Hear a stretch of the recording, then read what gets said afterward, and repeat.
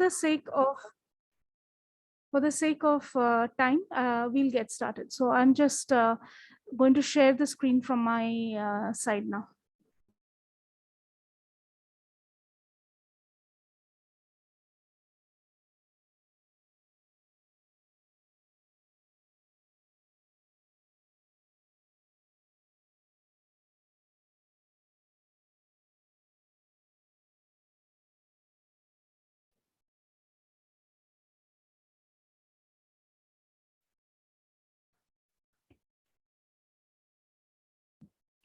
Okay, good afternoon, everyone. Today it is a pleasure for us at the Society for Innovation and Entrepreneurship, or SINE IIT Bombay, to be partnering with academic incubators across the country to bring awareness to the various government granting schemes available to innovators in academic communities, especially since we all belong to different academic communities, to help take their technology development from the lab to the market and also translate their research ideas to profitable ventures. Now, today we are lucky to be collaborating with a host of IIT incubators and other incubators as well. So today we are collaborating with the incubators from IIT Guwahati, Indore, Jodhpur, and Ropar on one hand, and IIT Patna, Mandi, Dharwad, and BHU on the other.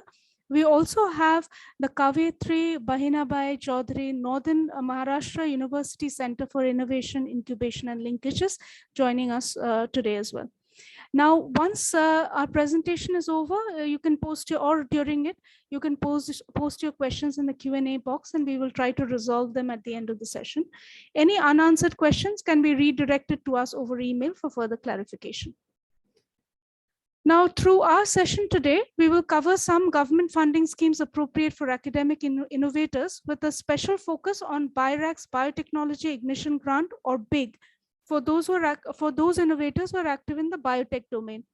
The reason we are focusing on this grant especially is because the current call for the 20th cycle of BIG is open, and it will close on 15th February at 5:30 p.m. We will also introduce you to the participating incubators today who have collaborated with us for this session. And so you can identify the incubators closest to you, or if you belong to those academic communities, you can approach your incubators and leverage whatever benefits they can offer them. We will also briefly introduce you to SINE as well, so that if you are associated with us through any granting scheme, you can benefit from our ecosystem as well.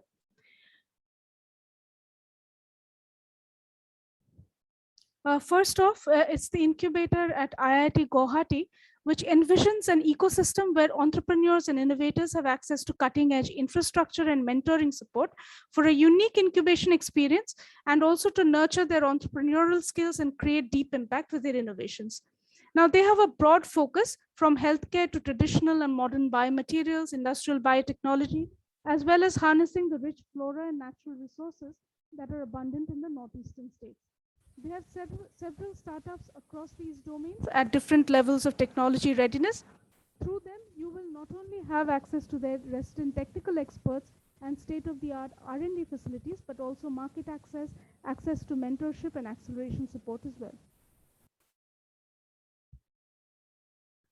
The IIT Jodhpur Technology Innovation and Startup Center can provide you with support from the IIT Jodhpur ecosystem in terms of lab facilities, faculty assistance, mentoring from industry experts, and so on. They can also provide need-based support and collaboration with other institutes, especially for the health tech innovators such as AIIMS Jodhpur, as well as tailor-made services based on requirements of the startup or the incubator. Their focus areas cover startups in the healthcare domain and a wide variety of domains. Currently, some of the featured products that they're working on are alcohol breath analyzers, self-cleansing endoscopes, plasma-based innovations, integrated telemedicine, to name a few. They also have startups working on milk disinfection systems, CMOS image sensors, and sustainable healthcare solutions. It is a point to be noted here is 2 of their incubators have successfully landed the big grant, and 4 incubators have MSME grants as well. The TIDES Business Incubator at IIT Roorkee provides support at every stage of an entrepreneur's journey, starting from pre-incubation, incubation, and acceleration of their products onto the market.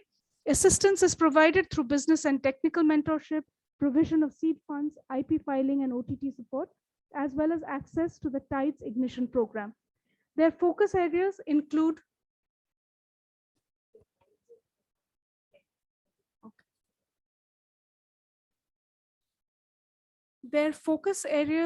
include engineering technologies such as IoT-based devices, robotics, AI/ML, blockchain, electronics, and semiconductor devices, fintech, and all areas of healthcare and medtech, infrastructure and transportation, to name a few. They provide infrastructure support, funding through seed funds and angel networks, as well as exposure to international startup ecosystems as well. They have created significant impact and have supported more than 84 startups with a cumulative valuation of more than 200 crores. The Center of Innovation, Incubation, Entrepreneurship, and Industry Relations at IIT Indore is an umbrella set up at IIT Indore for fostering innovation, entrepreneurship, and nurturing startups. It administers a business incubator which provides start-to-scale support for technology-based entrepreneurship and facilitates the conversion of research activity into entrepreneurial ventures. They provide infrastructure support, industry linkages, prototype development support, IP filing, and company incorporation, as well as faculty mentoring. The focus is on deep tech solutions again in various sectors, including agriculture, healthcare, machine learning, artificial intelligence, financial tech, and app development. So far, 25 startups have been supported and more than 148 lakhs raised in funding. The IIT Roper Technology Business Incubator provides infrastructural support in the form of fully furnished office spaces, prototyping facilities, business and technical mentoring, as well as legal help and guidance for compliance certifications. They also provide funding support in the form of soft loans, seed grants, and private financing through VCs. They have an active portfolio of 13 companies with 26 startups supported till date. Again, a broad focus area with deep tech solutions in the fields of healthcare, fintech, e-commerce platforms, to name a few. The Incubation Center at IIT Patna focuses on electronic system design and manufacturing, medical electronics, and healthcare startups. They provide support through several different incubation pipelines, which aim to provide not only funding and infrastructure support, but also mentorship and industry connects. They have supported more than 60 companies and helped in the development of more than 30 technologies. They have 18 companies in the market with a combined revenue of more than 10 crores. So that is significant impact that they've produced thus far. As an incubator, they can provide you with every support that you require to develop and launch your product in the market. The IIT Mandi Catalyst is one of the first incubators of Himachal Pradesh. They offer full support to innovators from ideation, prototype development to final acceleration phases of their product development. They have supported more than 180 startups and with more than 6 crores of committed funding. They provide access to IIT Mandi R&D infrastructure, office spaces, mentoring support, and access to investment and IP advisories. Last but not the least, today we have the Kavitri Bahinabai Chaudhary Northern Maharashtra University Center for Innovation, Incubation, and Linkages. It is key in uniting the entrepreneurial ecosystem of Northern Maharashtra. Through their affiliate colleges, they've managed to harness the potential of young innovators that they can support with funding and mentoring support, access to grants, access to government and industry connects, and access to lab and office space for a seamless transition to industry. Now, as today also we have with us IIT Dharwad. They are in the process of launching their incubation center real soon and will provide some of the key features that I have enumerated for the other incubators. Now, as you can see, one of the common features of all of these incubators is they can provide you with not only infrastructure, but mentorship, access to grants. And to understand more about what each of these incubators provide to you, please visit their websites. And as a part of this session as well, if you have any individual questions to an incubator, you can ask a directed question to that as well.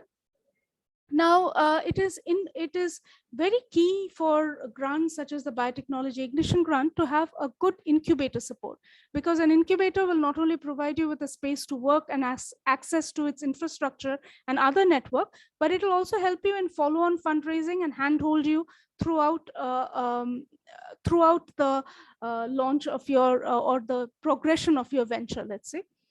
Now, for a grant such as Biotechnology Ignition Grant, you also need a big partner. Now, most of these, there are 8 big partners across the country, and most of them are incubators as well. And they can help you land this grant by providing you a start to end help during the process of application, but also once you're a successful grantee, they'll monitor progress and help you develop your product and release you milestone funds based on you achieving your milestones. At the same time, for a big partner, you can access their incubator network as well by associating with them as a big partner. Now, just a brief introduction of Sign. Sign, of course, is an incubator as well as a big partner. And needless to say, we offer some of the same things that I have highlighted here for the other incubators as well. Now, we are associated with we are the Technology Business Incubator associated with IIT Bombay, and we have supported more than 300 startups so far in a sector agnostic manner. And we've provided government support and other support to our incubatees. Now, as an incubator, our focus, of course, is deep tech in a sector agnostic manner, with supporting and vetting startups that have the potential to create economic growth, social impact, and contribute to strategic value. Now, as an incubator, we can provide you with an access to a rich network of mentors, experts, IITB faculty, and alumni within the IITB network. Besides Sign's own infrastructural support, we can also make other state-of-the-art R&D facilities within the campus accessible to our incubatees. And if you're associated with us through programs such as BIG. Besides that, we can also make connects to our vast network of investors, legal, IP, and industrial connects. And through our cross-border collaborators, we can also help bring exposure to international markets. Now, from start to scale, an entrepreneur's journey can be supported by Sign through 3 stages: pre-incubation, during which the initial handholding, we provide you with mentoring, exposure to seed funds, and then our incubation program lasts for a period of 3 years, during which we help provide you with lab and manufacturing facilities for your prototype development. And finally, we can help you take your market closer to the market through our acceleration programs as well. We hold frequent training and bootcamp sessions to bring our young entrepreneurs up to speed with the current market scenarios, and we set them up with the tools that are necessary for their success. Now, when you associate with us through the as a big partner, we can provide you with all of the access that I just mentioned. Besides that, also, we provide mentoring and handholding throughout the application process and the evaluation process, and we ease your journey as a successful big grantee at the latter stages as well. You will get access to not only our network as a pre-incubatee under the grant scheme, but we will also help you navigate your big journey better with peer-to-peer learning from other grantees in our system. We have supported 30 to 35 big grantees thus far. Our big grantees have also are also taken through special boot camps with our in-house mentors to better acquaint them with the knowledge and tools required for success in a young startup's journey. We understand that most of our innovators come from academic backgrounds, and they often need a lot of help understanding the business side of things. And as your big partner, we can help you throughout in this process. We also provide access to a well-equipped biolab, electronics, and metalworking, as well as prototyping facilities. Now, according to the stage of the innovator, BIRAC has an array of funding schemes available, especially at the ideation to proof of concept establishment. These funds would be very crucial to academic innovators such as yourself. A number of follow-on funds are also available to validate the technology and take it closer to market. The quantum of funds at every stage is commensurate with the requirements for that stage of product development. My colleague Pranita will go in a little bit more in detail towards the latter end of this presentation. Now, understanding the technology readiness is often key to selecting the correct funding scheme for your product. And you can follow the specific guidelines for your domain as well as the scheme that you're applying for to decide which level you are at. Now, for BIG, for instance, it is required that you start from a TRL level of 2 and end up at a TRL level of 4 or 5 at the end of your tenure, which will bring you closer to your product validation and up to the preclinical trials if you're in health tech. Now, to understand better the TRL level, because it can be a confusing thing for many of you, please reach out to your incubator and to us as your big partner. Now, the Biotechnology Ignition Grant is a flagship scheme by the Department of Biotechnology, or DBT. It is actually the largest quantum of funds that are available to you at, as an early entrepreneur to take your idea from the ideation stage to a proof of concept level. Now, the key aim is working on things that have commercialization potential. So if you are an academic innovator, you have to think beyond exploratory research and focus more on the things, on the translational aspect of things. And so if you're working on something that can be taken to the market, this is the grant for you. And it gives you 50 lakhs to finish your establishment, finish establishing your proof of concept in 18 months. Now, people from any background of biotechnology or other fields are welcome. However, a minimum qualification of a completed undergraduate degree is required. Currently, the 19th call of this grant is under evaluation, and the 20th call has just been announced. By any metric of evaluation, this has been a very successful venture by BIRAC, and more than 20 IPs have been filed, more than 50 products have found their way to the market. Now, when you're applying, if you want to know what broad categories are supported by this grant, again, please visit the web page for this grant, and all of this is laid out clearly over there. Also, in the big guidelines, they tell you exactly what category you can apply under.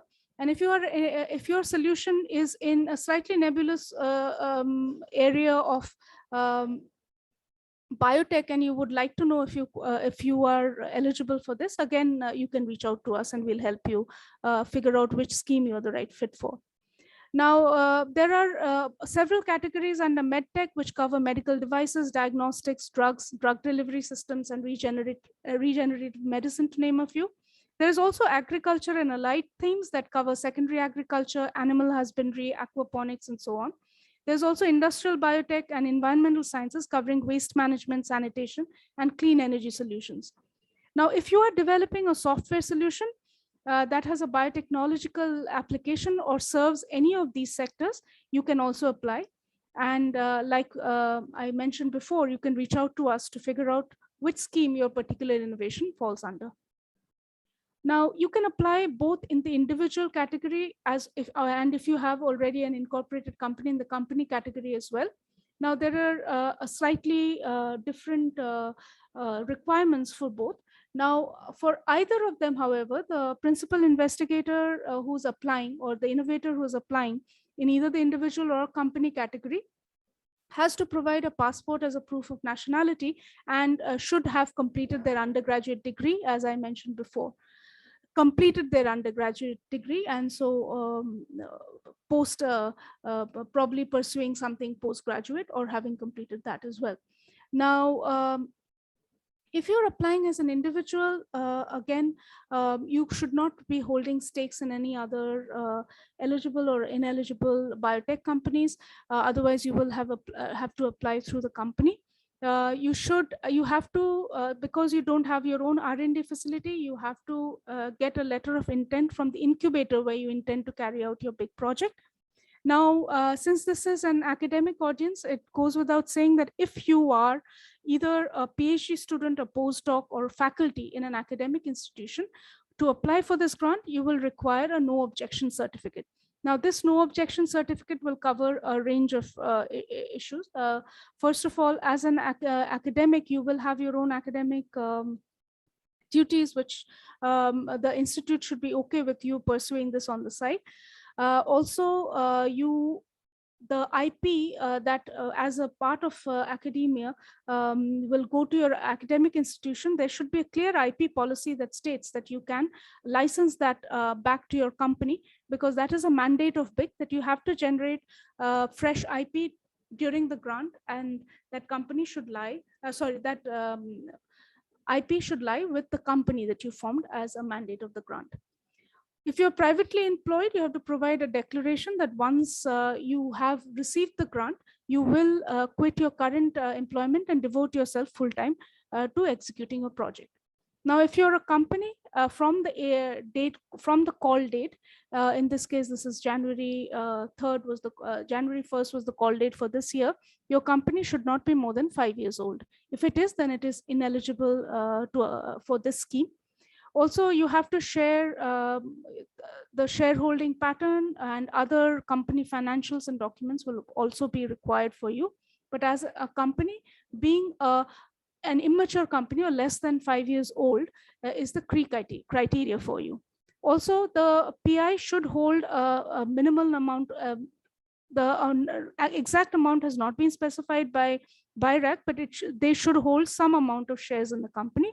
This has been put in place so that the innovator who's submitting the grant on behalf of a company does not quit midway and pursue other interests, and actually takes the project to its successful execution. Now, this is a very competitive grant, and there are several layers of evaluation. For instance, this is a grant that has to be submitted online. Once you've submitted the online grant, when you're applying, you have to select an incubator and upload an LOI from that incubator. You will also have to apply by selecting a big partner. Again, I would like to mention here, SIGN is a big partner. Now, the first stage, the applications that have been submitted online are pooled together, and their eligibility is checked, whether all the supporting documents are there, whether it is a scheme fit, and also a declaration is asked of applicants that they are providing a grant that is not plagiarized, the content of which has not been plagiarized from anywhere. Another key criteria that's looked at here is there is sufficient content in the grant itself for it to be evaluated in the future. Now, the next, once you become eligible after the preliminary screening, you move on to the online review stage, where a pool of experts, at least a minimum of 5 experts, look at your written proposal and give it scores based on different criteria that I will cover in a later slide. Now, based on that score, if you make the cutoff for that particular theme, you move on to the presentation part of the evaluation. This is the only stage in the entire evaluation process where you get to present your idea in front of a technical expert panel, and they again evaluate you, and they will ask you questions. Now, nowadays it's in the virtual mode, so it's usually an 8-minute recorded presentation followed by 20 minutes of Q&A, and that is where you defend your different aspects of your proposal depending upon the questions that are posed to you. Now, again, a cutoff is set for every theme, and if you've made that cutoff, you move on to the final round, which is the presentation or selection by the expert selection committee. These are mostly the chairs and co-chairs of the technical expert panel for each themes, and they decide what the cutoff is going to be for that year, and this is dependent on the number of good applications, the number of funds that are available, and other BIRAC imposed guidelines. Once the decision is made, the results are communicated, and the results are also put up on the BIC website. Now, remember, if you cannot make the cut at any stage of evaluation, you always receive the feedback from the reviewers that are summarized by the BIC partner and forwarded on to you. So you will know exactly where you need to improve should you choose to apply again. Now, if you're a successful grantee, we as BIC partners then step up in our role, and we carry out due diligence where we make sure that you have that your milestones are realistic, that you have appropriate funds in all of your budgets, that you have the place to work, and so on. And then we release, we evaluate your progress at every stage and release milestone-based fund release in 3 tranches. Now, we're often asked who these domain experts are. Here, I would like to point out that these are not internal experts who look at your written proposal. It is a pool of BIRAC approved reviewers who are sent your written proposals, and 5 reviewers pertinent to your proposal are sent to evaluate your proposal. And these can be domain experts, industry experts, IP experts, business leaders, investors, and so on, so that your application gets looked at thoroughly from different angles, and its feasibility is determined. Now, the geometric mean of 5 or more reviewers' scores are taken, and like I mentioned before, BIRAC, with its own expert panel, makes the cutoff decisions, which varies from cycle to cycle. Again, whether you make it to the next round or not, you will always receive useful feedback. Now, the criteria by which you are scored at every stage of evaluation are the following. First is the unmet need. It should be a critical unmet need and a true unmet need. Because you have a technology, you should not assume that that is needed by the market. So please make sure that you're servicing an unmet critical need, and that you have sufficient statistics to support that it is indeed critical for the Indian economy. Now, next, it's the value proposition or differentiation. What are you bringing to the table? How is your innovation different from anything else, any other solution that exists in the market? This has to come out very clearly. As you can see, almost 20% of the scores given to you is based on this. Of course, the heaviest weightage is given to the technical viability. So your project should be scientifically sound. The experiments or whatever the steps are for you to develop your product or technology should be very thoroughly and well laid out. Next, the 2 components are the team strength. You should highlight the strength of not only you as a PI or the principal innovator, but also the others who are playing a supportive role. And so you should have complementary skill sets that are going to help you execute the project. And this really helps strengthening a proposal. Next is some amount of clarity on the business perspective. We understand that for innovators and academic backgrounds, technology and the technology is much stronger than the business aspect of it. You can always seek our help and to strengthen the business perspective of your proposal and bring some clarity onto the commercial potential of your solution, as well as things like the go-to-market strategy, the long-term commercialization plan, and so on. This is where the big partner as a mentor comes in very handy, and we have our in-house mentors that can help you a great deal with this. Again, when you're writing the proposal, make sure that your problem statement is coming out clearly. You know who your customers are, who you are targeting this product for, that you've captured the existing solutions and what parameters your solution is better than theirs. And of course, technological details laid out clearly. If you are trying to protect or you have currently filed a patent and you cannot reveal as much, please reveal as much detail as you're comfortable revealing, so that the person who's reading your proposal has a clear idea of what you're proposing. So if you leave that technical details out of it, it's often very difficult for them to gauge what you are proposing. Again, there are several documents that are expected that be submitted with your proposal, such as the concept note, which kind of gives an overview of your solution, a slide deck where you can give in slides and pitch the idea and give more details than probably the written part allows. And also because it's a visual representation of your solution, often it helps clarify certain doubts that an online reviewer might have. The novelty note again will capture your competitive landscape, and the roadmap will give them some clarity that you know where you're going with the commercial aspects of your solution. And of course, data is very key when you're submitting a big application. It is not only general data that supports your critical, the reasons of your unmet need, your market capture, and so on. Of course, technical data, if you've done any small scale study to support some of the claims that you're making about your solution. If there are publications that support that as well. And of course, like I mentioned earlier, your skill set, your team members' skill sets should be complementary. You should have mentors in the appropriate domain to help you throughout the process. So the big budget, like any research project, has several heads under which you can apportion your funds to. One of the key things that I would like to highlight here is through this grant, you are able to hire manpower. So if you are an academic who cannot devote full time to this project, you can always hire skilled team members to execute the project, and that you're allowed some amount of money there, which is 30% of 50 lakhs. Also, you will be associated with an incubation center, which is a mandate unless you have your own R&D facility, and there also you can apportion the incubation charges onto the budget. Also, you can keep money for IP travel, which will be very critical if you have to go sample collecting or you have to file a patent.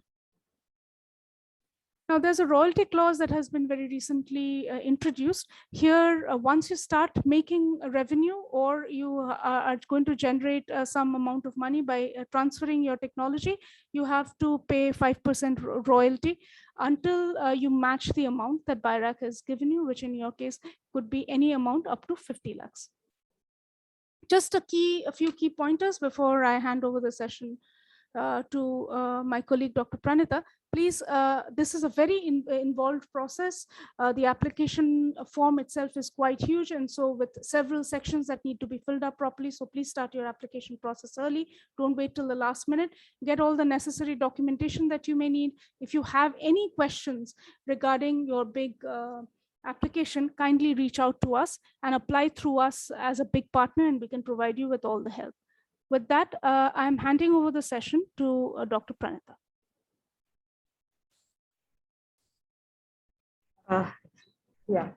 Thanks, Bratati. I think Bratati here. Bratati, am I audible? Yes. Thank you. So I think my colleague Dr. Bratati, she has actually provided elaborated overview of BIG grant. Now, before I go over to other grants, that one thing which I would like to highlight why we have conducting this session is because currently the call for BIG is open. It is one of the it is the flagship program of BIRAC from DBT, and it is one of the grant where you can as an academician you can apply for such grant funding, and you can start your entrepreneurial journey. Though you could be student, you could be faculty members, any research project assistant, it could be a postdoc student. You can apply for this grant and you can get a substantial amount, that is 50 lakh.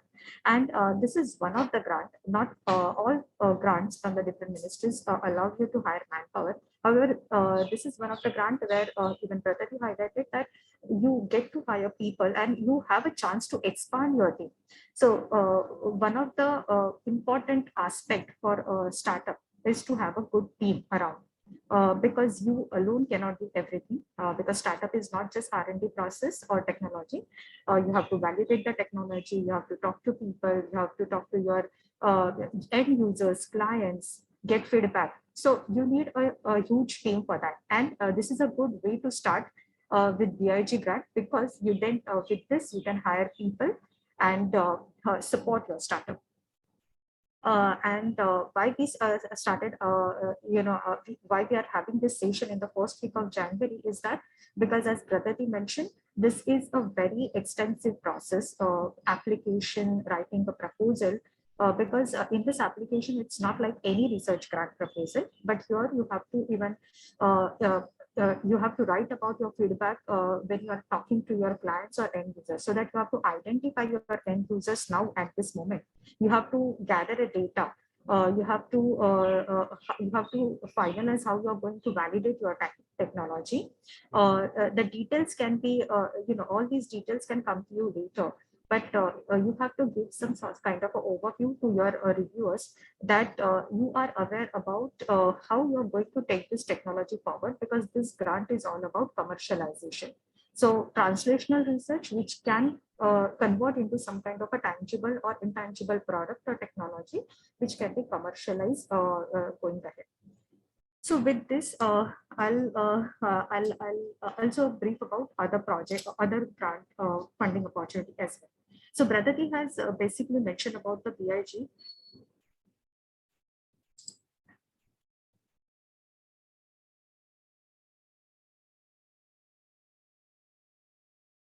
Anita's audible? Am I audible to Yes, others? now you are. Now you are. Okay. I'm not sure how long I wasn't audible. So I was just telling about mainly about why we started with BIG, because the call for this BIG biotechnology education grant is currently open. I'll just these in this slide, whatever grant we are showing is from the BIRAC from BIRAC DBT. However, there are some other grants as well from other ministries like DST, METI. I'll also briefly touch upon them as well. Here I will start with since we are all these incubators here are from academia, and there is often a question that how student can start with their when they're working on some project during their MTech or undergraduate courses, how they can convert their projects into some kind of a product or technology which they would like to take up during their startup or entrepreneurial journey. So now BIRAC offers you this opportunity with different kind of programs. Now here the one of the program which is mentioned is EUA program. EUA program is basically for the encouraging youth for undertaking innovation research. And how they can do it, because they get they get a support in terms of a fellowship. So for this EUA program, postdoctoral fellows as well as postgraduate fellows, both are eligible to apply. Postdoctoral fellows can get fellowship up to 50,000 per month, as well as innovation grant, that is a kickstart grant about 5 lakhs, and they can work on their ideas or project which they would like to take up as an extension of their PhD or any other research activities. Postgraduate students who have completed their post graduation in sciences, they can also get a fellowship around 30,000 per month, as well as a kickstart grant about 2 lakhs per annum. Now with this, you can start working on your probably you can establish a proof of principle or a basic research basic research data for your idea. Just a second.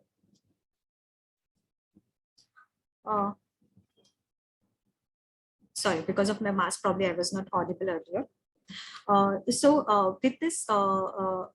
With this EUA program, you can get a fellowship for both postdoc as well as postgraduate students. So this is how you can start your journey even before you apply for BIG. You can directly apply for BIG, or else if you don't have any plan immediately to incorporate any startup, you can start with EUA program. And during this program, there are few centers who have the who are implementation partners with DBT, which can support you the pre-incubation support in terms of infrastructure, which is around 3,000 square feet or more. Such space can be awarded to these fellowship awardees. During this program, you also get to get access to various awareness workshop programs, which are arranged by the centers, which are nominated by BIRAC. So this is how you can start with EUA program. There is again a CITARE program. So this CITARE program is also for a student. And this is called as a student innovation for advance of research exploration. And this scheme mandate is to promote and encourage young student for translational research. Now, if you are working during your PhD, if you are working on something, you can also apply for this. 15 student projects every year get selected for 15 lakh grant support. So under this program, you can get 15 lakh grant support, with which you can establish proof of principle, initial data for your ideas or technology.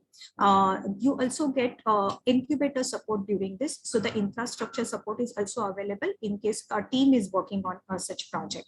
So student pursuing PhD, masters program, they are eligible to apply here. So you can also start your entrepreneurial journey with this program while you pursue your own degree, PhD, though it could be PhD or MTech or even MSc.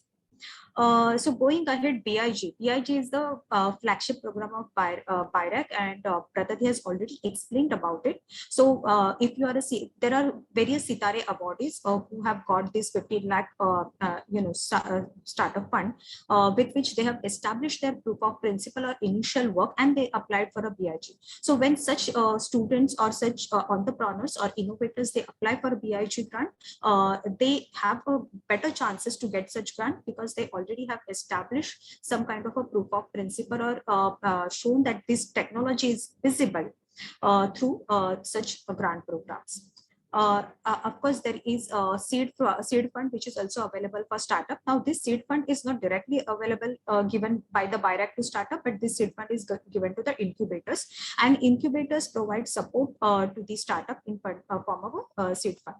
Now, this seed fund could be up to 30 lakhs provided to each startup based on their stage and selection and the recommendation by the review committee. And this basically is given so that it's a capital assistance to startup, so that they can graduate to a level where they are able to raise the external investment from venture capitalist. SIBRI is also one of the program by BIRAC. It is called as a Small Business Innovation Research Initiative. Now, this for this SIBRI, startups who are either private limited companies or LLP, they can apply. So for that, you have to register your startup, incorporate your startup, and then you can apply for this grant. I guess Pratati, your screen is not shared. You could do that. Okay, so this SIBRI grant, just give me 1 second. Sorry, my internet connection was unstable. I'm sharing screen again. Okay, no problem. So this SIBRI grant can be given to the startups, as I was saying, private limited company or LLP. For that, you have to incorporate your startup. During this grant, you can even collaborate with academia. For example, some of the students who have now incorporated a startup, they can go back to their faculty members, departments, and collaborate with the academic institution for conversion or maybe conversion of their ideas or translational research into some sort of a product. This SIBRI grant also provides you support from early stage to POC level. However, projects which have shown some kind of a work with pre-POC, that is proof of concept stage, those projects are generally selected for SIBRI grant. Now, for SIBRI grant, this funding to the startup is in the form of a grant up to 50 lakhs. There is no cap for this grant, but 50 lakhs comes as a straight grant. Above 50 lakhs, you have to get your own contribution as a 50%. For example, if you are asking for 1 CR, 50 lakh will come as a grant from the BIRAC. Above 50 lakh, there is a 50% contribution from your side and 50% from BIRAC. So in 1 CR, total 75 lakhs comes from the BIRAC, and 25 lakhs has to be contributed from your side. Now, again, this 25 lakhs can be, you can pull this money as a seed fund, which incubators can provide you, or any other funding or private investment. So you can also show that as your investment from that side as well. As I mentioned, SIBRI grant is provided to the startups from early stage pre-POC, which are working in the biotechnology area. They can also collaborate, startups can also collaborate with the academia. And through that, they can, the aim of this grant is to support the linkages between the academia and government. So it's kind of a public-private partnership. And for this, the call for proposal is open thrice a year in the February month, June month, and October. So you can apply to this grant 3 times a year, and generally this takes around 6 to 8 months. The scrutiny for the applications, while there is a financial due diligence, site due diligence, all this takes around 6 to 8 months. Now there is one more grant which is called as a BIPP, which is mentioned next to SIBRI. So BIPP is again for the startup. It's a biotechnology industry partnership program, and through this grant, BIRAC supports the clinical trials, phase 1, phase 2, phase 3 for the healthcare startup, or in the agri sector. If there are large field trials for which you need money, you can apply for this grant. Again, the call for application is open thrice a year, February, June, and October. And this also this grant in this funding scheme, there is no grant and there is no cap as well. Let's say if you are asking for 1 year, the 50% contribution will come from your side and 50% contribution will come from BIRAC side. As I already mentioned, the 50% contribution from your side, you can again pull money from seed fund or any other fund, private fund as well, and show that as your contribution. For that, you should contact the nearest incubator. You can contact Sign as well, because a Sign also has received seed funds from DST, BIRAC. You can also talk to your nearest incubator for the availability of the seed fund. Besides this, there is a LEAP fund. Now, LEAP is one of the program scheme where startups get funding up to 1 CR, and there is this scheme or this fund is specifically provided to the startup who are post POC. They have already established, validated their POC or the technology. Now they would like to scale up and commercialize it, or they would like to, or there are any further validation in terms of trials for healthcare. So they can apply for this LEAP fund, and maximum funds available to any startup is 1 CR under LEAP fund. Again, for this fund, you have to contact your nearest incubator. So these BIRAC Bionist incubator mostly have seed and LEAP fund. Going ahead, there are again PSU and ACE. Again, these are private funds which are available for the startups who where there is the technology of national importance, as well as technology which are already commercialized. So these are different government funds which are available from BIRAC side, which you can avail when you are at different stages. Going ahead, you can also raise investment from angels, VCs, and again for that you have to contact your incubators, because they will provide you investor connect for the same. Bratati, can we move to the next slide? Yeah, so as I was saying, there are other funding schemes from other government like DST.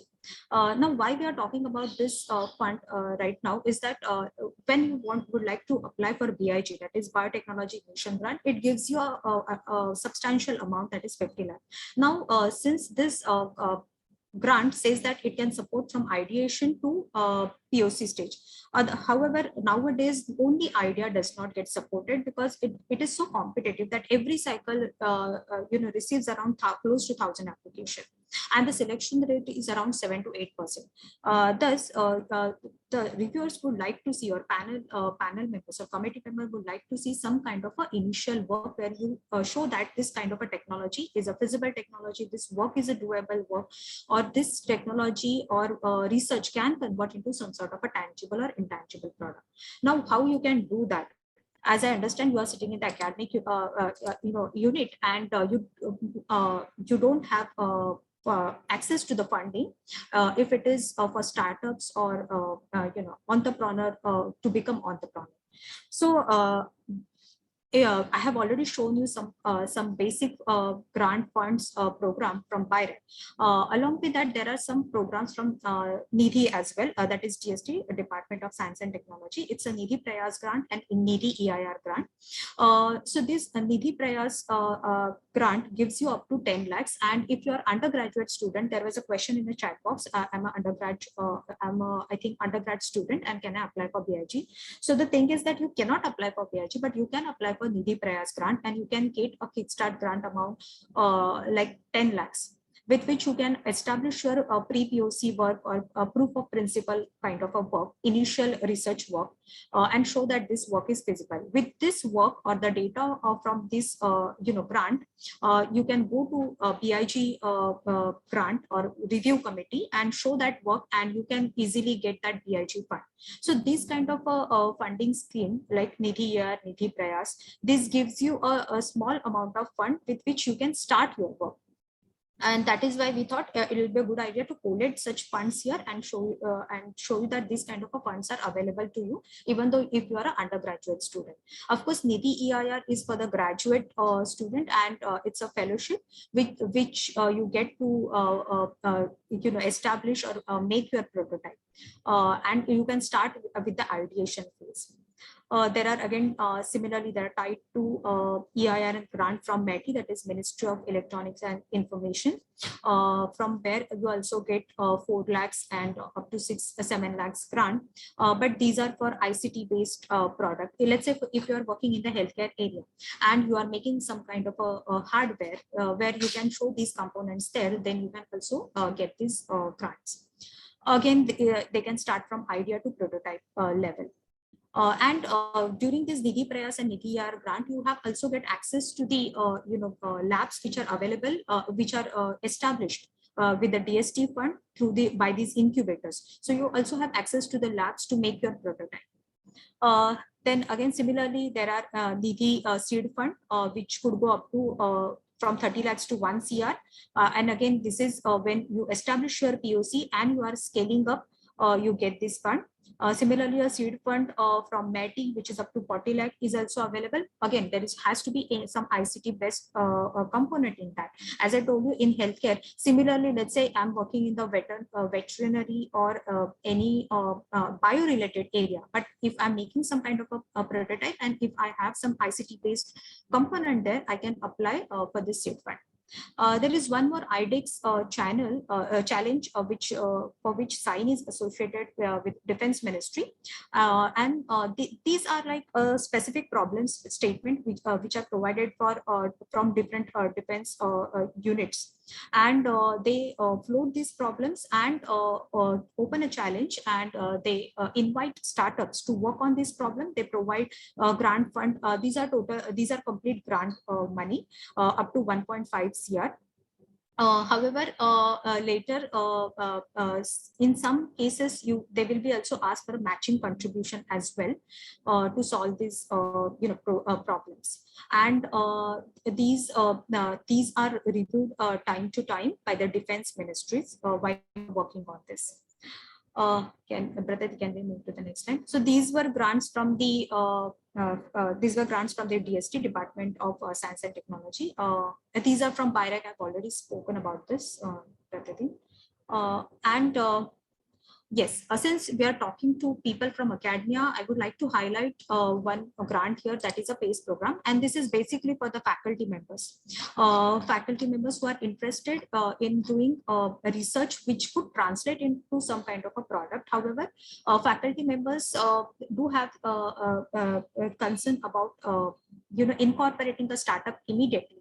So for example, BIG faculty members can also apply for BIG program, but they do have to incorporate a startup within 18 months. But in PACE program, you need not to go for establishing your startup immediately. It gives you 24 months. It's a two-year project, during which if you feel like that you would like to go for incorporation of startup, then you can go ahead with that. However, in this scheme, the research work which you would like to undertake or conduct should translate into some sort of a tangible or intangible product which can be commercialized. So the aim or the mandate of the scheme remains the same. However, incorporation of any entity, legal entity, can be done later on as well. And that is why this is a specific program for the faculty members. Now, under this scheme, there are two components: PACE AIR and PACE CRS. So there are two sub schemes under this program.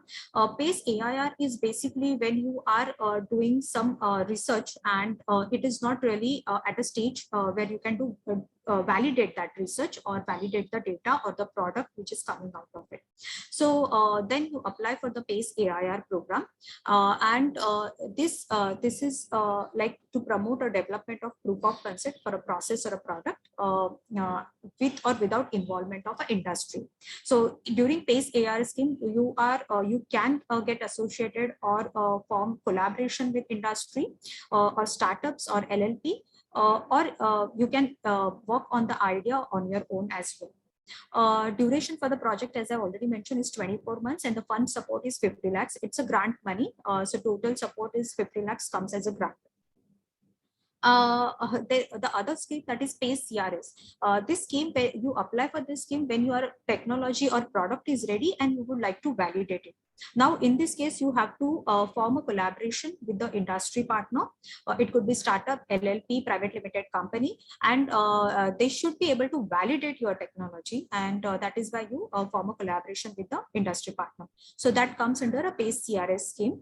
Again, here, it is also a grant fund or grant money, which comes to academic unit as well as industry separately based on the understanding. Now, call for this proposal is again open thrice a year, and that is in February, June, and October. So call for this PACE scheme will open in February. Again, if any of the faculty members would like to apply for this call, they can get in touch with us for more information on this. I think yes, I have already. So these are some of the guidelines that who can apply for ARS scheme, like public, private institute, university, NGO, research foundation. You can work individually or jointly with the industrial partner, or two academic units can jointly also work on. Yeah. Can we go to the next slide? We'll just skip this because I've already mentioned the duration of the project and all. Can we go to the next slide? Yeah.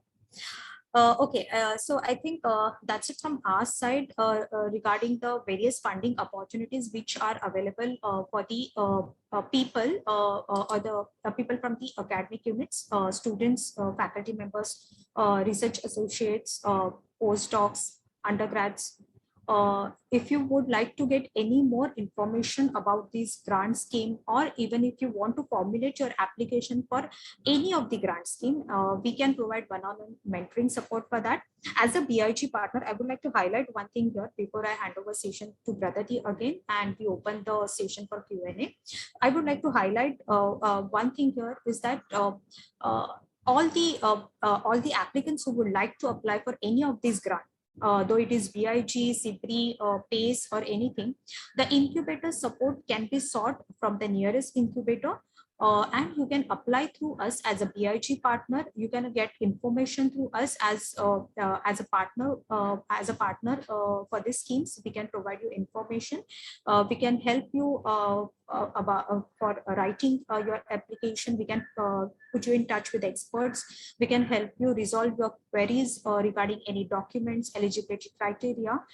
We can do that. However, incubator support you can sort with your nearest incubator or your institute incubator, which were about which Pradhati has already mentioned details of these incubators.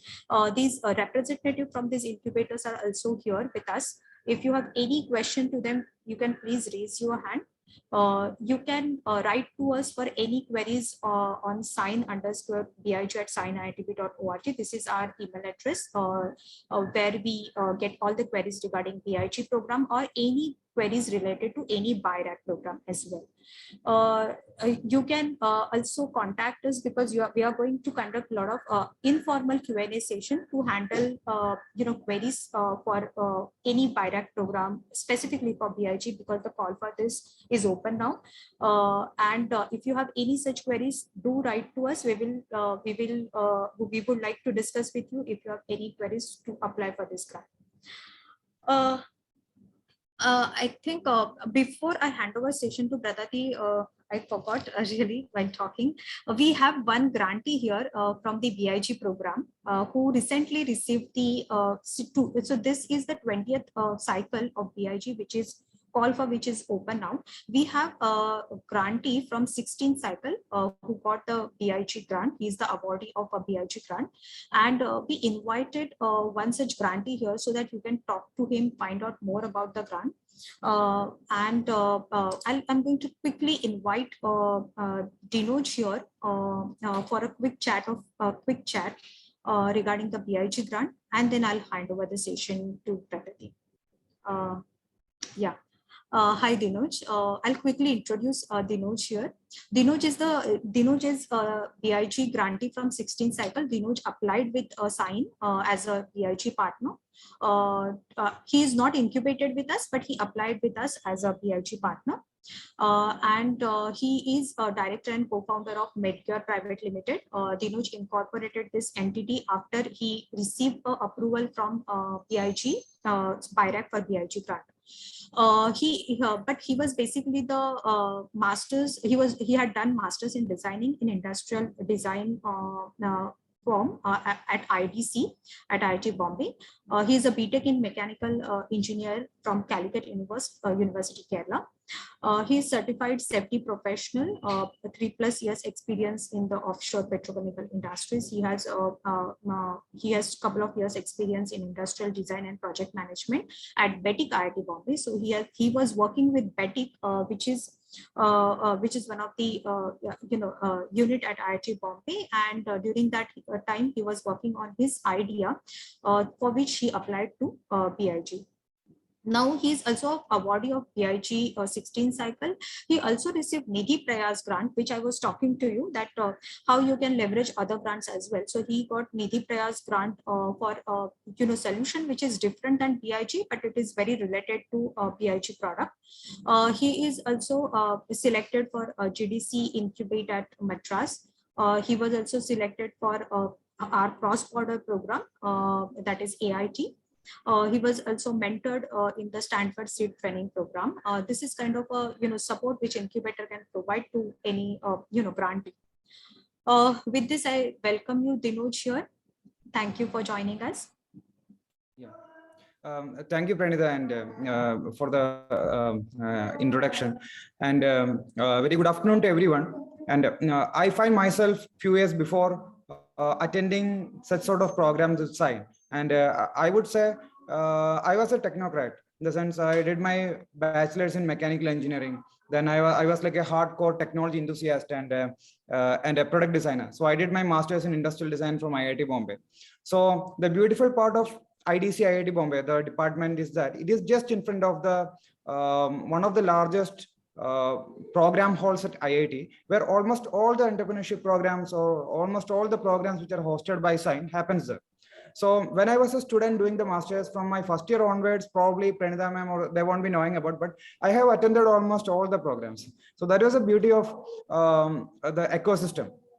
When you are associated with incubators or pre-incubators, that is a beauty. It actually helps you to bring out the entrepreneur from you.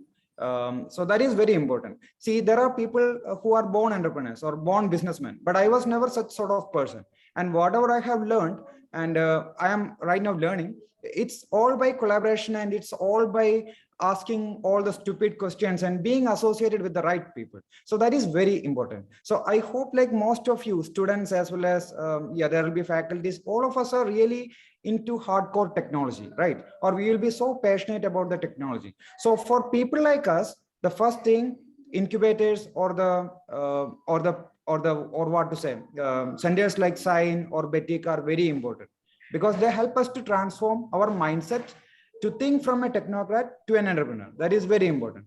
Then secondly, whatever she has mentioned, I mean, SIGN have been teaching us related to whatever funding opportunities are there. So there are like a lot of fundings which are available in the central government and as well as in the other sectors. So one thing we should realize is like, if we put some good amount of hard work with proper mentoring, it is possible for us to get those. So it is actually a understanding what I really got after sending few proposals and failing in those. So Dinuj, I remember that if I'm allowed to say this, Dinuj's proposal was not selected in BIG in the first round, but then he was not discouraged by that. He applied a second time as well. But Dinuj, this is one of the questions which I would like to understand from your side as applicant, from an applicant perspective. See, you applied twice to BIG cycle. So as a SIGN BIG partner or incubator, how we helped you through that, as well as what aspect or segment of this application which needed most of the brainstorming or efforts from your side, because I must say you have experienced twice writing this application. So if you could just tell our audience a bit about that. How did you do that? And failing first time, then coming up with a successful application through which you got the grant. How did you do that? So first of all, I was a very slow learner, and what to say. So before getting into the BAG 15, while doing my masters at IIT Bombay, I had made an operation theater which will actually fit inside a backpack. And we had done a patent on that, and I was super confident about the product, and I was so happy about it, and no one else in the world has ever done that. But one thing what I was not identifying is like whether that product has got the potential to be a startup, to sustain as a startup, because once you have a startup, then you should generate revenue from that product. Then only you can sustain the startup. So that is very important. So even if that product is good, the product has got a need, but it is very important to make sure like that has got a need enough so that you can sustain your own after the funding, after the initial source of funding. So I prepared the BAG 15, but the need part was not really clear. Need in the sense, how many people in the world really need this product, or can I really sustain with this product? So this is one very important aspect in the BAG proposal. Most of the times people miss that as technocrats, because we are so fascinated about the technology and the projects we are working on, and we don't really get into the business side of it. So it is very important to validate it. So the turning point, what happened is like there was a program known as GDC Incubate. There are similar programs run by a lot of incubators. So basically it is need identification. So you approach the problem with a systematic way that what is the potential in the market for this product. To be frank, how many units you can actually sell and how many income you can generate from it. So it's ultimately, once you have the business and in the balance sheet, this is what matters a lot, and that is how you can sustain. So after doing this program, I got a very clear understanding like whether this product is gonna win in the market or not. And at some point in the last stage, I was able to find a different need for the product, which was not for conducting surgeries in remote location, but was for treating burn patients. So the burn patients, there are almost 7 lakh patients who are affected by burn injury, and they lost their life or they got issues due to infection. So our unit can be tweaked to cater to those people. And at that point, just 2 weeks before the BAG 16 proposal deadline, we pivoted the product. We made an entire new proposal. The design got changed, the mandate got changed, everything got changed. So keep that in your mind. Never be too adamant on your product idea. Okay, that is very important. Always look whether the product is really going to sustain in the market. And if you're confident like 70%, you go forward. And okay. So Dinuj, can I just say, is it safe to say here that you had interacted with your end users, probably customer discovery program through that, yes, and you got to know more about it? So it is very important that you should speak to not just expert who will help you to design the product, but the end users or the clients who will be using this product. So you have to make a design. You have to take their consideration, their suggestions while you are designing your product, right? Exactly. So just I will end it short. So before applying for BAG, actually I was associated with Betik. And there again a pre-incubator, and I was having a proper job there, and it was in the IIT campus, so that I was always in contact with Sign and the IIT ecosystem. So and the another part is like I had got some 50,000 grant from United Nations Disaster Management Division by Navi Mumbai in some other program, and that is again some sort of government funding. So and that money has helped us to develop a small prototype so that we can validate with the users. And to be frank, I have traveled more than 15 states in India, and I have spoke with more than 120 customers. So it is not the favorite professor who you should speak with, or it's not with your friend who you should speak with about the product. It is with the customers who you should go and speak with, and to understand, does the problem we are trying to solve is a real problem or not. So that is very important. Yes. Thank you, Dinuj. Any advice from your side to our applicant, prospective applicants who are actually attending this session from your side? Yeah.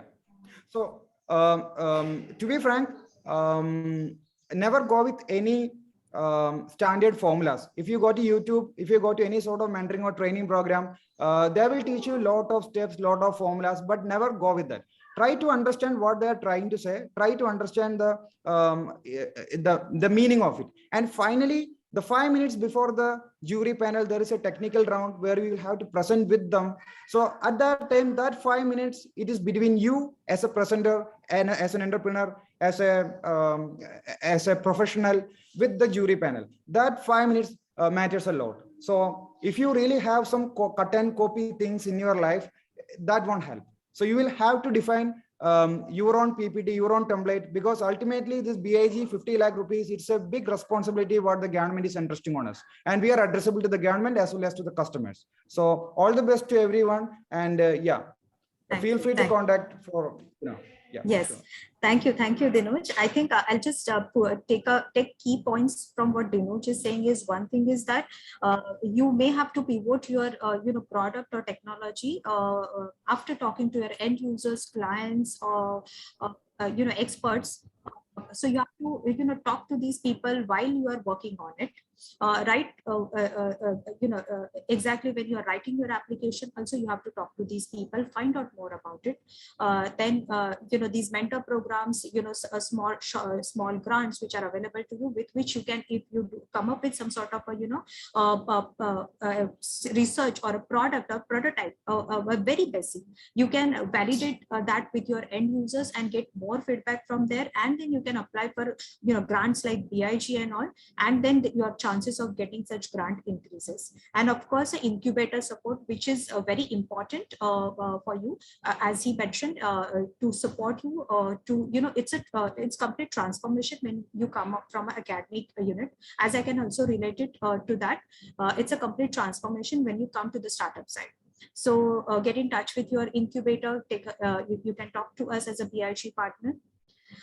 Thank you so much, Dinoj, for your time. And if any applicant or attendees have any question to you, we would request you to stay here with us. And if there are any questions, we would request you to address that as well. Brother, over to you.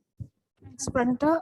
Before we start the interactive Q&A session, I request all panelists to please turn on your cameras so we can just capture a picture of all of our participating IITs and other incubators today.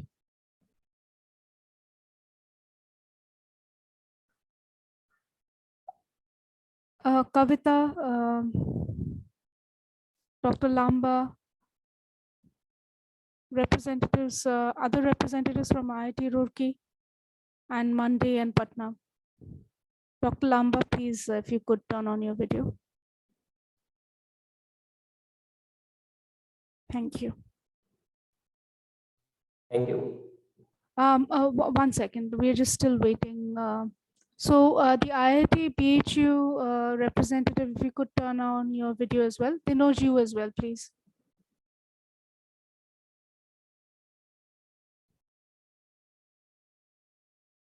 Could one, okay. I think, Darshat, you can go ahead and take a picture. Thanks.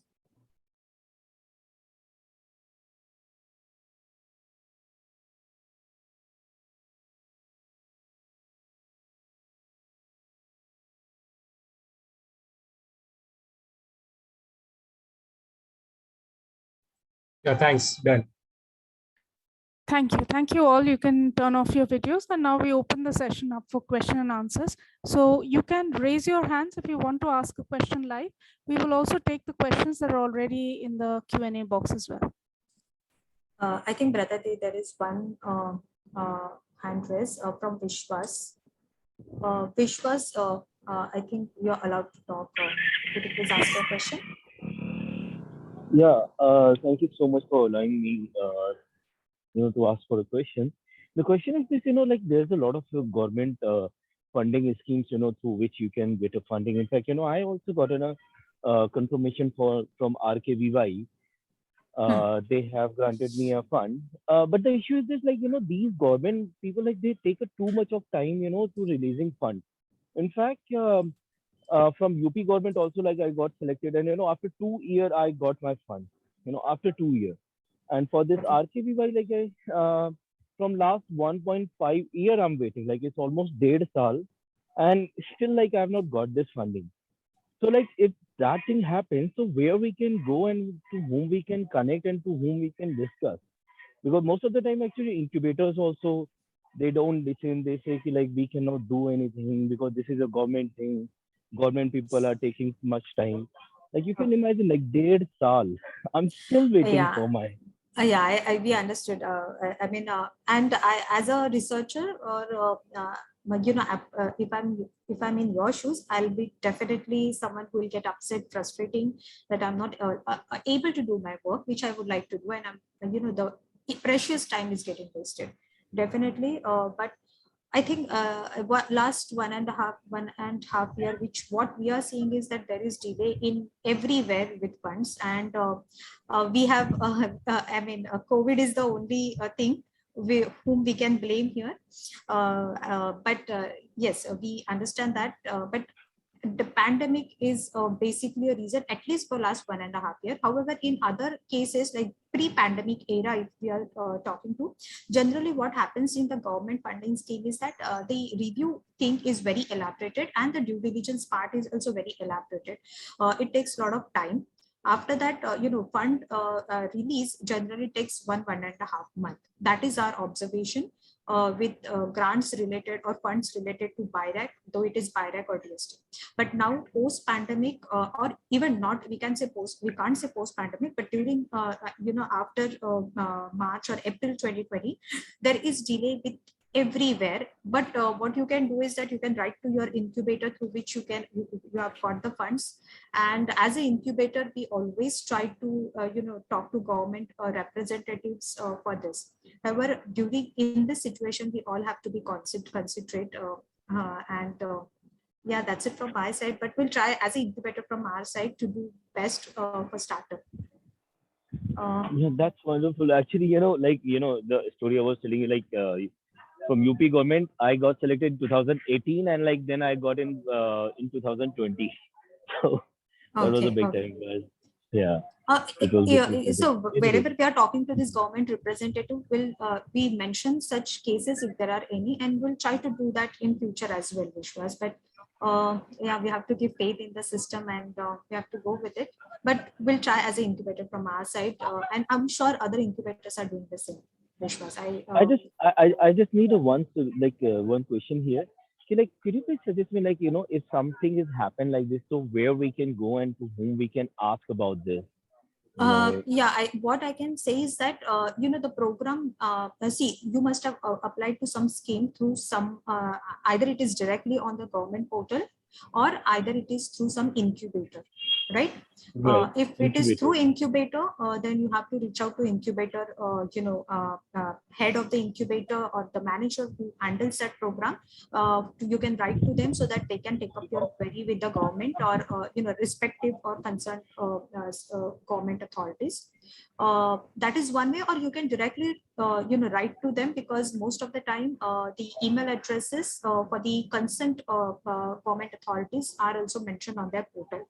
For example, in case of a BIRAC, there are email addresses are also mentioned on the portal. People can directly write to them, or they can go through a incubator route as well. All right. Thank you. If Yeah. any other incubator would like to comment anything here, I would request them to please unmute, and if you have anybody else has anything to say from incubator side. May I add something to this, please? Yeah, sure, Avik, please. Thank you, Dr. Pranita.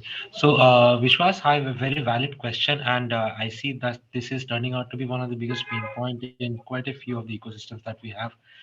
Um, I realize that COVID has become one of the biggest problems which has stopped, and there might be a few of the administrative issues. Like ma'am said, Right. reach out directly to the incubation manager. You're probably looking out for an escalation point, and the system is not as close knit to have a particular escalation point for different programs that you just mentioned, like one with UP, the other one that you have gotten. So unified escalation points are lacking at this moment, but from time to time we try to investigate particular cases like yours, and I'll probably connect to you personally and see how we can sort out these problems, please get back in touch with me as well, because this is one of the problems that I'm looking into in our particular ecosystem. So let us Oh, that's communicate wonderful. after this. And Dr. Pranita, I completely agree with you, what you just said. And this being a problem, we try to help, get in touch with the incubators and the lead of the incubation. That's all from my side as well.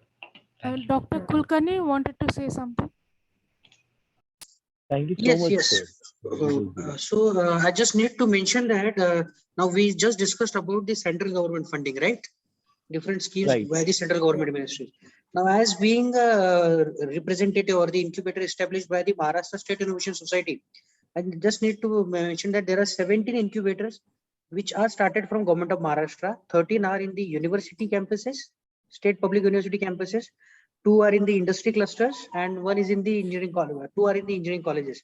So even the participants, those who are from the Maharashtra or also from not from the Maharashtra, they can also approach to these incubators. So if they wish to see the list of the incubators, they just need to type msins.in. So this is also an emerging incubation scheme is going on from the state government. That's it from my end. Okay. Thank you, Dr. Kulkarni. Yes, So in fact, Vishwas, I think we'll move ahead. And thank you, Vishwas, for joining us. Thank you. Thank you. Yeah, I think we have another hand raise from Anirudh Kenge. Can you please go ahead and ask your question? You Yeah. can unmute yourself. Hello, ma'am. Yeah.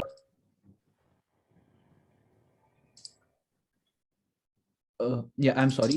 I actually wanted to discuss about BIG. I am currently an undergraduate student. I have already applied for Nidhi Prayas, but I have also incorporated my company. And we are in process of starting our development of a few innovative technologies with NCL.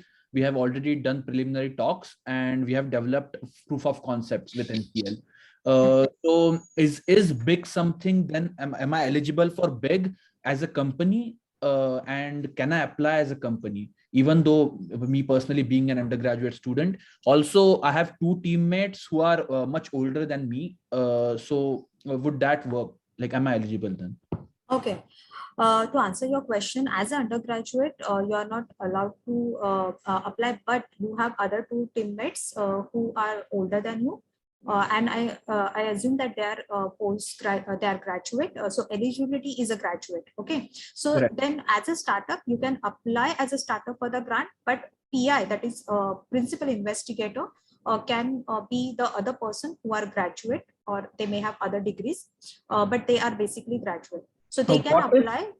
PI is someone from NCL? We are having a contract. We are in process of having a contract with NCL. No. I'm not talking about that. I'm talking principal investigator for the PIG project. So someone who leads the project. Okay, as a startup. So let's say startup there could be 3 people, 4 people, right? But somebody who is a PI in the BIG project will lead the project and will be responsible for the execution and completion of the project. So this PI is basically a principal investigator from the team. So you should not be PI because you won't be eligible. Startup could be eligible if some other PI who is graduate or some other team member who is graduate can apply. Okay. So definitely you can apply for BIG. What if they don't have relevant qualifications in that area? Still, Yeah, they can see, they can show that that is the beauty of applying as a startup. So as a startup, you have people from interdisciplinary area. So even if PI is not relevant or doesn't have expertise from the area, he or she can always show that there are other team members who have the relevant expertise to conduct this project. And the person must be taking care of something. The PI must be taking care of some aspect of the project. May not be a R&D expert, but if there are other people in the team who are R&D expert, then it can be shown as a support as a team for a startup. I'd like to mention a couple of points here, continuing with what Pranita just pointed out. As I mentioned during my presentation, please make sure that whoever you're appointing as PI in your place is also a shareholder in the company. How much amount of shares does not matter, but this is one of the things that one of the boxes that we have to tick off, and the primary eligibility determination. And so it cannot be somebody who's not a part of your company. That's one part. And the second part is that since you're saying that the other people are not the technical experts, but you are, what can happen is they will, of course, when it comes to face-to-face presentation, if you all make it to that round in front of the technical expert panel, they can always have you join them. And so whatever technical questions they cannot answer directly, you all can always jump in and help in with that. I just wanted to mention these 2 points. Ma'am, can we schedule another session separately for just discussing my case in detail? Yes, of I already course. worked with Venture Center in November for doing SIBRI application because we were doing a joint research with NCL that was more relevant, but then we couldn't finish the application on time. That's why I'm considering big application. So we could just, if you could schedule a session together, that would be great. I'll just email you if that's fine. Sure. And we also, as Pranita pointed out, we'll have some informal Q&A sessions as well, where we can take on these one-on-one questions there without you revealing too much about your project, which can benefit other participants as well. But yes, please write to us and we will get in touch with you. Right. Thank you, ma'am. Thank you, Anirudh, for joining us. There is Maheshwari Srinivasan who has joined us. So if you could go ahead and ask your question. Hello. Thank you for the session. My question is, I'm applying for a DST grant. So I don't know whether I'll be getting it if I'm going for different rounds. So if I apply for big, will it be, is it one grant prohibiting the other grant, or how is it? No. So you can apply for BIG. You can apply your application, I assume, it is in the screening process, right? Yes. Okay. So you can apply for Nidhi Prayas and BIG parallelly. There is no problem. Okay. Only thing is that, let's say your Nidhi grant is also selected. In that case, what will happen? You should have a different milestone for Nidhi Prayas grant and BIG project. For example, your product, you have a product which is coming out of your technology or something for which you need a grant. Now there are 10 steps which you have to do. You can allot a work which pertaining to that 5 step in one grant and the next 5 step to the BIG grant. So you can divide milestone. Because you cannot get a grant from 2 government agencies for the similar kind of a milestone. Okay. So one thing is, I'm applying for Nidhi EIR. So in this case, how is it? So monthly stipend. Yeah, so it's like monthly stipend, but here also you will give them some kind of a project objectives or milestone, right? You will be doing this period. You'll be working on this area. Right? I would also like to highlight one thing. There could be some overlap if there is a Nidhi EIR. Only thing is that you are getting fellowship here, so you won't be able to take some salary from manpower head from BIG. So that one another restriction. Okay, got it. So that, but anyway, that part of the fund alone I will not be getting. So otherwise, I will be getting the grant. Yeah. So it is okay if you are Nidhi EIR grantee, so there could be some overlap between the milestones. Okay, that's nice. But in case of a Nidhi Prayas grant, there shouldn't be any overlap. Okay, got it. Thank you so much. I think we have a hand raised from Swapnil Sonami. Swapnil, if you could go ahead and ask your question. Hello, everyone. I am a regular faculty in college. We are like our we have a support from KSIL, and one of our CEO is there, Nikhil sir. So the question is that I have just like next week we are forming private limited, and so which grant I should go for? Like I want to go for funding. Like as somebody mentioned that as a faculty you can go for BRAC, and if I have then I have private limited, then what will be the suggestions? Okay, so as a faculty member, we explained there is one grant that is PACE program, and even if you incorporate a startup, you can also get that grant. So even if you have a company, you can get a PACE grant as a faculty member, which is around 50 lakhs. The project duration is for 24 months. Okay. And that grant will come to your institution, and from your institute, you will get the funds. For that, you need not to apply through incubator because you will be working in your own lab.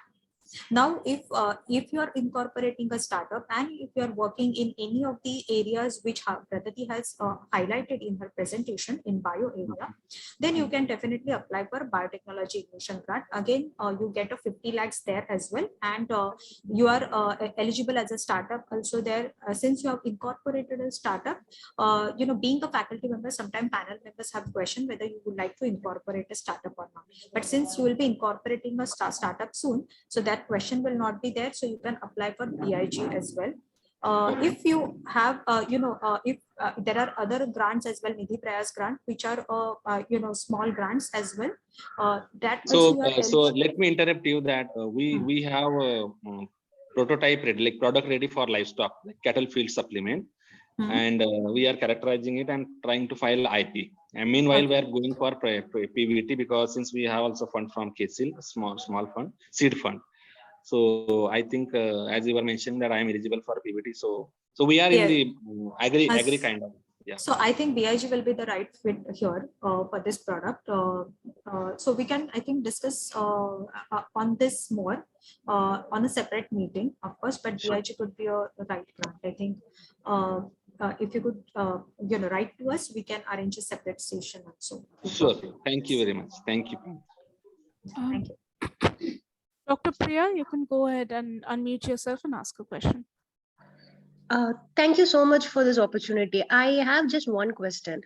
I'm working on a startup that's doing an implant, AM implants, and I would like to have one-on-one sessions to discuss more because I have a lot of questions, and I feel I'm not comfortable putting it out in the public for now because I'm waiting for a patent to be, processed. So is there an email ID that I can, write to? Like, how do I do that? I think we'll put it in the chat box. But if you could put that in the chat box. So you can write to us on that email address, and we'll be very happy to have one-on-one session with you to discuss, your technology product. Okay. Thank you so much. Thank you so much. Yeah. So Bratati has already put that in the chat box, sign_BIG@signiitp.org, and we will definitely schedule a session very soon. Thank you. Yeah, thank you. Shardul, can you go ahead and ask your question? Yes, thank you for the session, ma'am. So my question is, actually, I have completed my post-graduation and that too from IIT Bhubaneswar. And currently I am a self-employed, like I'm pursuing one project. So I wanted to have incubation and I'm going towards establishing one company, private limited company for that particular project only. But as I am alumni of that particular institute, I'm not associated to that particular ecosystem right now, and also not associated to any incubation right now. So how should I approach to any particular scheme? Is that the route via incubation center, or should I go directly towards that scheme? What you will propose to? See, most of the time, Shardul, what happens is that incubators are chosen as an implementation partner because there are certain, the execution of the scheme and the handholding which are provided to the startup is through incubator. So it will be a good idea to apply through an incubator because, you will be having a lot of queries. There's a lot of paperwork. There's a lot of, handholding which has to be done while even applying for any scheme after even you got money from any scheme. So there is a lot of things. So it's good idea to apply through incubator. So you can apply through your academic unit or incubator associated with your academic unit or any incubator which is available in India. So there could be physical incubation, there could be virtual incubation, and there are few incubators or representatives available here as well. You can choose any incubator, visit the website, see what kind of offerings they have. Does it fit to your requirement which you have for your product or technology? Accordingly, you can choose incubator, and you can they all the incubators will have a contact details displayed there. You can write to them if you're interested. You can write to us as well. Okay. Yes, ma'am. Thank you. One more question from my side is that, like you have said, it would be good to get through any incubator. Like I wanted to ask, as you, as a member of the sign, so if is there, like I have seen the criterias. So I have seen some criterias that someone who is applying for incubation, he needs to be the member associated, like alumni, student, or faculty associated with incubation. Is it? No. The incubators are, they will provide support to, of course, the institute. People belong to institute, but it is always open to outsiders as well. So it is not just for IIT Bombay faculty members or student. It is for everyone. So you can write to us, and we'll get in touch with you. Yeah, definitely. Thank you. Thank you. Yeah. Thank you, Chad. Yeah. Tejas, you've raised your hand. Please unmute yourself and ask your question.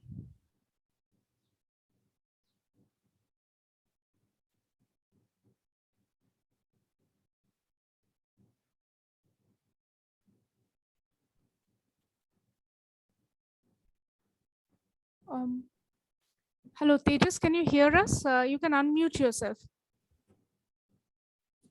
Okay, Pradati, while he's doing that, I'll just quickly take one question from the chat box, that can the manpower head be used for PhD fellowship if a PhD student is working on the project?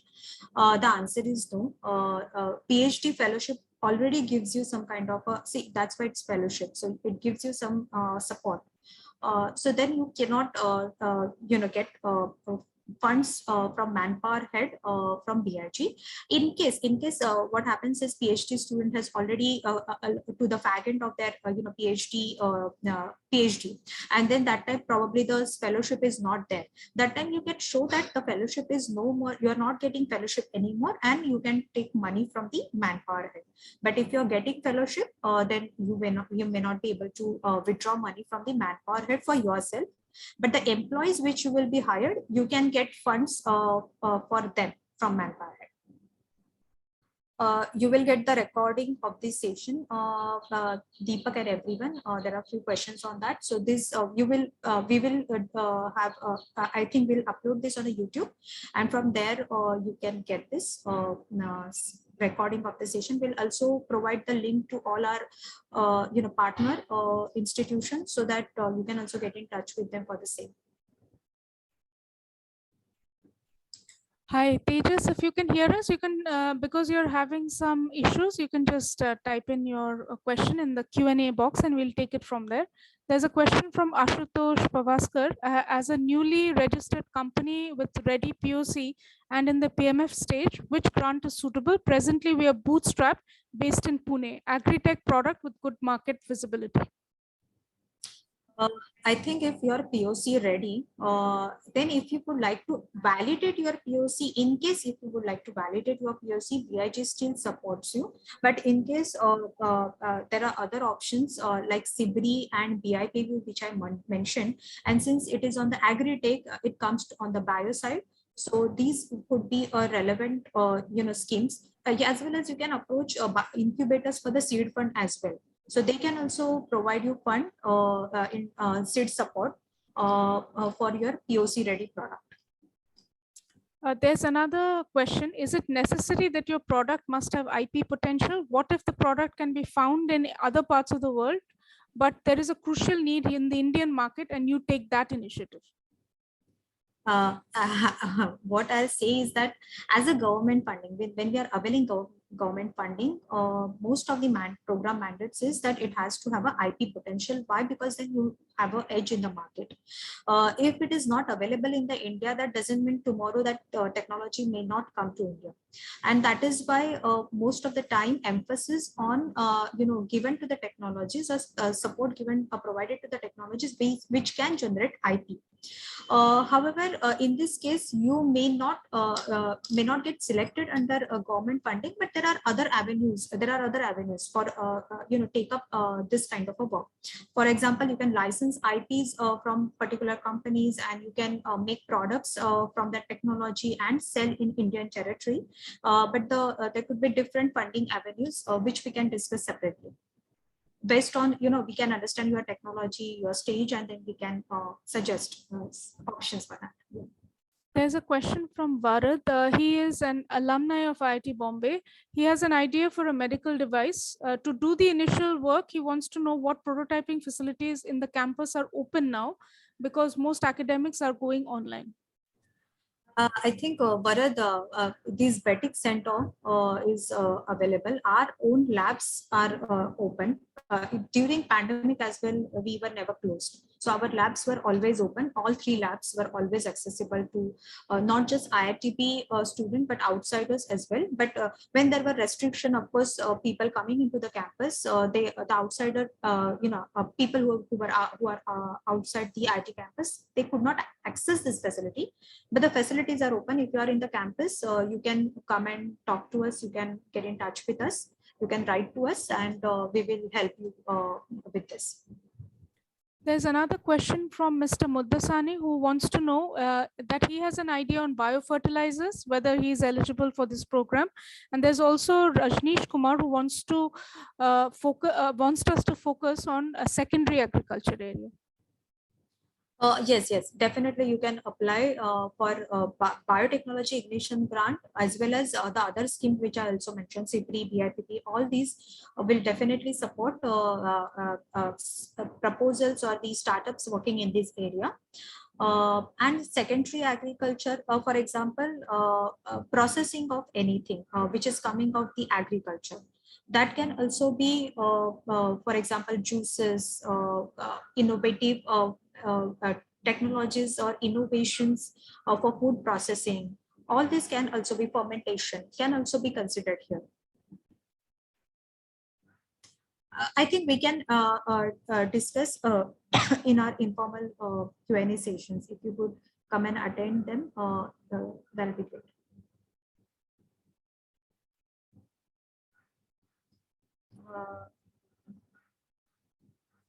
Just one last question. It's from Tejas. And he wants to get some solution on food products. And he wants Pradati, you are not audible, I guess. Sorry, I forgot to unmute myself. So on the in the chat box, Tejas, who was wanting to ask a question live, is saying that he is from Xavier Patil College, and his question is, he recently works on food products. Which grant would be suitable for him? See, food products is very general area, but if anything related to fermentation, upscaling, you can apply for BIG. You can apply for Nidhi Prayas grant as well. You can apply for CPRI grant as well. If you are if you have incorporated a company, you can apply for CPRI as well, but BIG and Nidhi Prayas grant definitely. But we would like to know more on this, because you just mentioned food product. So I'll request you to get in touch with us, write to us, so we can talk to you separately and get more information on this. Okay. One last question. So what is the selection criteria usually for incubation? Again, this will differ from incubator to incubator. So if you're interested in a particular incubator, you can visit their website and see what their incubation requirements are. Coming to the biotechnology ignition grant, you do not have to be formally incubated with an incubator. All you need for you to apply to the grant is a letter of intent, which the incubator will provide you, which is basically an assurance that if you get the grant, that they will allow you to be associated with them to execute your grant project. Yeah. So while applying, you may not be incubated, but of course, if you get the grant, you have to take incubation. In case of a sign, I'll tell you our incubation criteria, as Pratati already mentioned, we focus on deep tech technologies, which can could generate IP. We focus on those technologies, and we are sector agnostic. The idea could be in any area. If it has a potential, we will support that. And the process is like you will present to the internal business development team. If the team feel that there is a potential, we take your idea or a project to the expert review level, where we conduct 2 reviews, a minimum 2 reviews with the domain experts, industry or investor, just to understand more on your business idea or technology. And based on their feedback, the positive feedback, we incubate the proposal or the startup. Okay, this is the last question in the Q&A box. I'm currently in the first year. Currently a first year BTech student. How should we get to know about our interests into startups? Or I think you mean how to convert your ideas into a startup. Is there any right time to begin with our product? And what would you suggest us to follow to excel or to develop the right skills to do this? Hi, I think a very relevant question. So being a student, when I was in IIT Bombay, I never thought of, getting this into converting my PhD work or research work into some kind of a prototype or a product or technology. Now, when you are starting, you are a BTech student, it's a very right time for you to think about it. The way, Dinoj earlier mentioned, he was, pursuing his degree in designing, master's degree in design. That time he started thinking about it. The work which he is doing is in a way is an extension of what he had done during the his academic career. So now if you are a student and you rightly start thinking about it, that this is the right time. Okay, there are so many avenues you can go to. You can you can talk to innovation. There are almost in every academic institution there is an innovation cell or entrepreneurship cell, some unit which is working on this. You can go and talk to them and find out. Are there any workshops, webinars, seminars which are going on, which can help you to understand what you need exactly to, get into this area? Whether you really would like to, take that risk to be an entrepreneur, because entrepreneurs are really courageous. I'll say they take a lot of risk. Okay, so you need to find out this is the right time. Talk to people, talk to incubators people, talk to the entrepreneurs which are already from your institute alumni. You will have access to them. So you talk to them, find out how this journey is and from where you should start. If you are in IIT Bombay, I will tell you that there are Desai SETI Center which helps you when you are pursuing your degrees, to inculcate that entrepreneurial traits into you. So this kind of a units, if you have, go and talk to them. If you have an incubator, go and talk to them and just tell them, I do have an idea or I do not have an idea, but I just like to know how I should start. There are so many funding programs, not just funding program, there are mentoring programs. So one of the mentoring program which Dinoj mentioned, in fact he mentioned 2 programs. One is from IIT Madras. It is a GDC program. One is a Stanford Seed program, for which a lot of incubators from India are connected with. So there are so many mentoring programs where you go and talk to expert.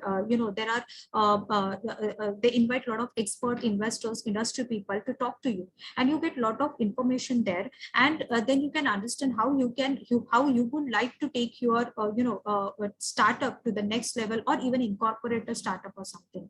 And then there are these funding opportunities are always there from the central government, from the state government, to help you to start your journey. Then there is an incubator to handhold you, to provide you support there in terms of prototyping, grant or a lab support, infra support, connections with investors, industry, alumni network, entrepreneurs network. The incubators are there, and next level there are investors, angels, VCs and all, which gives you funding. So, the journey, this is the right time for you to think about startup. And if you have any intentions, the one thing which you have to do is talk to a lot of people, gather as much as information you can.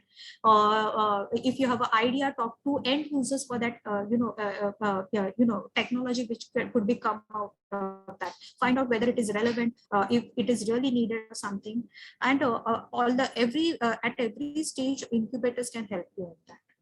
That's, I think, from my side. If Brother, if you have anything, please. I was just going to add that you can also vet your ideas by entering into these hackathons, challenges, etc., and present them before people from that domain and see if it is indeed an exciting exciting idea. So I think he wants to know more about the GDC program and the Stanford Seed program. So Pranita, maybe you can just type in the words so that he knows what to look at.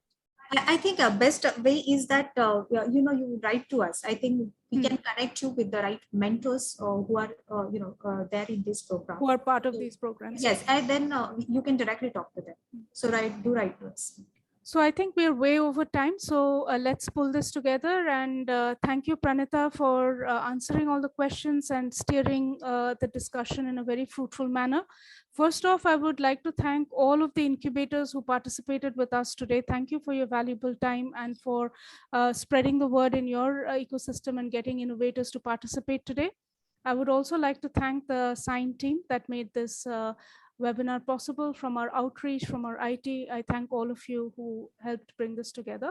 With that vote of thanks, I'm drawing this session to a close. Thank you all. Thank you, participants, for taking time off of your schedules and attending this session. Thank you. Thank you very